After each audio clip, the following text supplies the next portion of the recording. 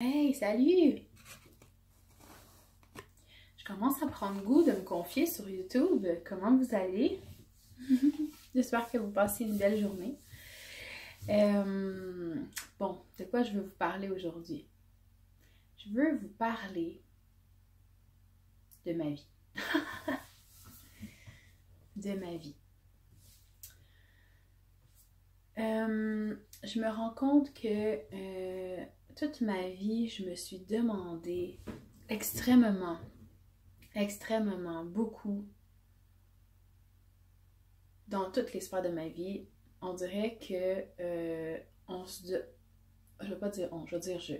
On dirait que je me donne tellement je donne tellement d'importance au fait de bien paraître, d'avoir un beau corps, d'avoir un beau visage, de réussir tout ce que j'entreprends. À chaque fois que j'ai une idée, je veux qu'elle soit parfaite, je veux qu'elle soit faite comme que je la vois dans ma tête, sinon ça passe pas. Fait que là, je m'acharne à une perfection, une recherche de perfection. Je vais être une bonne maman. Je vais être reconnue en tant qu'une bonne maman. Pardon, je vais tousser. Pardon. Est-ce que je vais le laisser ou je vais le couper au montage? On ne le sait pas. Puis je me rends compte que, en force de se mettre toute cette espèce de besoin de perfection là sur le dos, puis à un moment donné, c'est sûr que dans ma vie, je me suis rendue à la dépression. En 2011-2012, j'ai fait une grosse dépression.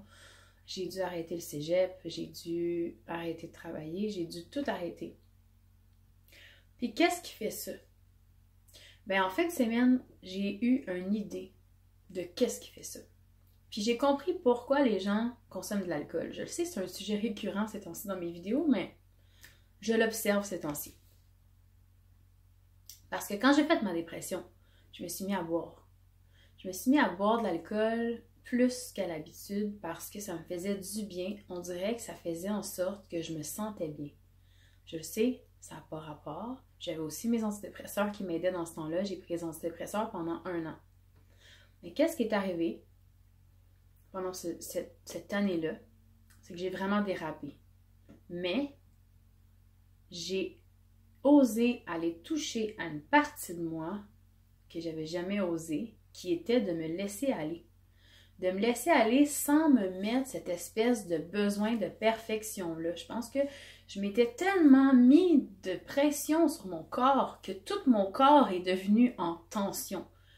Tout mon corps était rendu avec des tensions, mon corps mental, mon corps émotionnel, mon corps physique. Tu sais, même un psychologue qui m'avait dit, mon Dieu, tu parles de tes émotions comme une liste d'épicerie, comme si c'était normal pour toi, t'es vis pas. Tout était bloqué, tout était stiff. Tout était...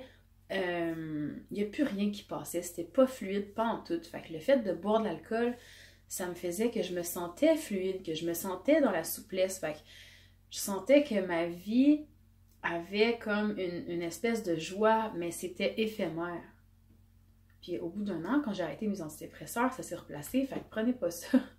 Si vous n'en avez pas tant besoin et vous voulez aller vers des méthodes plus naturelles, informez-vous auprès de votre médecin pour vrai, parce que moi, les antidépresseurs, j'ai trouvé que c'était pas une bonne expérience, à mon avis. Je pense que c'est comme s'ils te donnaient de la drogue, mais de façon légale, parce que n'oublions pas que c'est nous qui avons créé ça. Puis peut-être que de se ramener à l'état naturel des choses, on va pouvoir développer peut-être des techniques naturelles d'auto-guérison, par des exercices physiques, mentaux, psychologiques, par des produits naturels faits à base de plantes, bref, ok, ça c'est juste une petite parenthèse. Et puis je me suis rendu compte en fin de semaine, en observant les gens dans un bar, ça faisait 1 an que je n'étais pas allée dans un bar, j'ai observé que tout le monde était comme regroupé autour du bar. Puis tout le monde était comme pas bien, tout le monde avait l'air pas bien.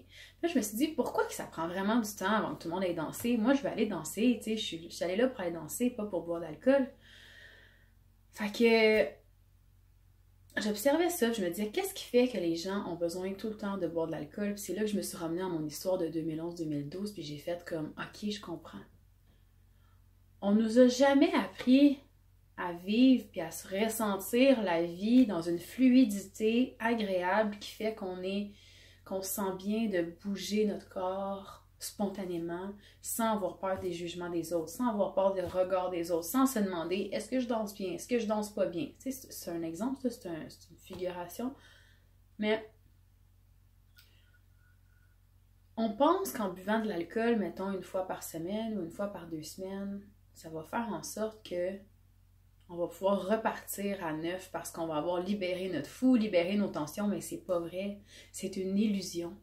C'est une illusion qu'on lâche notre fou puis qu'on libère nos tensions, mais dans le fond, ils restent là.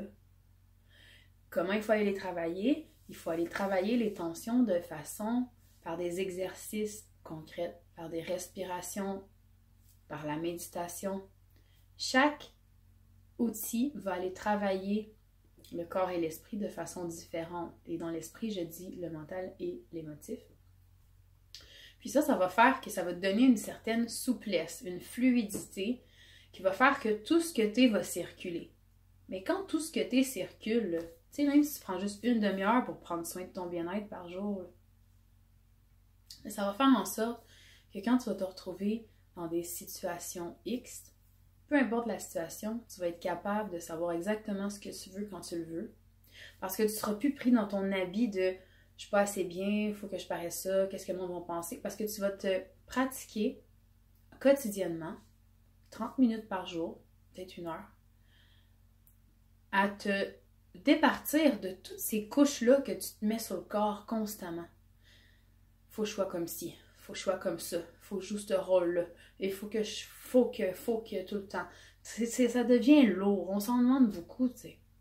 Combien de fois tu as regardé ton visage dans le miroir le matin et me disais « Ah non, j'ai quelque chose ici. Ah, mon teint, il est pas parfait. Ah, je devrais peut-être... Ah, ouais, là, j'ai entendu dire qu'il y a une affaire de laser pour que je sois mieux.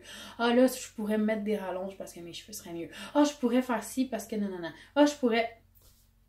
Je suis pas assez une bonne mère, je suis pas assez une bonne scie. Là, j'ai réagi comme ça. L'autre va penser ça de moi. Tu sais, ça peut être infini. Tu sais, j'ai donné des exemples. Là, je ne juge personne. On est toutes comme ça m'arrive. Moi aussi, c'est toutes des réalités présentes.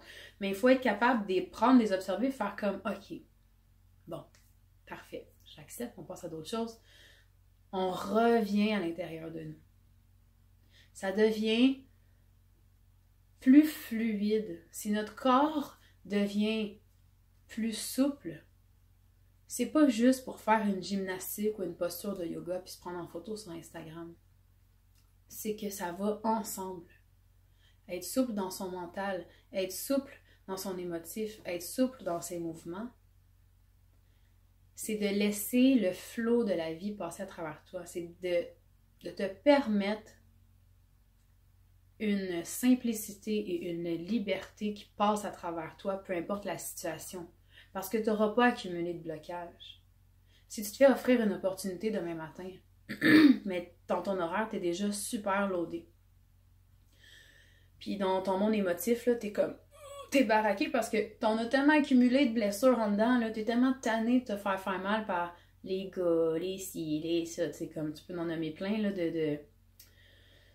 d'excuses, mais c'est toi. C'est juste toi. À partir du moment où on va comprendre que la vie, c'est une expérience, puis qu'il faut juste s'ouvrir aux opportunités, puis arrêter de garder tout ce qu'on vit en dedans, de genre, oh mon Dieu, j'ai vécu une émotion, oh non, je suis pas capable de la laisser aller, de quoi je vais avoir l'air, mon orgueil, ma fierté. Non, il faut être capable d'assouplir ce monde émotif-là. Il faut être capable de devenir plus doux avec soi-même. Fait que je pense que c'est le début d'une nouvelle ère où est-ce qu'on va commencer à être plus conscient. On va commencer à comprendre que ça part pas de l'extérieur puis qu'il faut arrêter de penser à l'extérieur. Il faut arrêter que pour avoir une bonne entreprise, notre slogan va tout changer puis on va demander à 30 personnes différentes leur avis avant de se faire confiance puis de se dire « Moi, c'est lui que j'aime le plus puis c'est lui que je vais faire. » Arrêtez de dire « Ouais, mais qu'est-ce que cette personne-là en penserait? Qu'est-ce que le monde va penser si je mets ça? Qu'est-ce que le monde... » Non. Est-ce que tu l'aimes vraiment, ce slogan-là? Est-ce que tu le files en dedans? Oui, c'est le bon. Il faut se rendre compte que ça part de l'intérieur. Ça part de l'intérieur, puis c'est un tout. On est un tout. Fait que il faut commencer à prendre soin de soi à partir de l'intérieur. C'est urgent. Commencer à se donner 30 minutes par jour dans son horaire sur un 24 heures. Hey, c'est un aller-retour au coin de la rue pour mettre du gaz dans ton auto, aller acheter 2-3 trucs à l'épicerie puis revenir. T'es capable de le prendre pour toi, me semble. Bref. Fait que c'est ça que je voulais vous dire. Fait que je te souhaite une belle journée. Puis j'aimerais ça que tu me dises en commentaire si t'aimes ça quand j'ai des bulles au cerveau comme ça, puis je te fais juste des petites vidéos parler. Qu'est-ce que t'en penses? Donc, on se rejoint bientôt. Bye YouTube!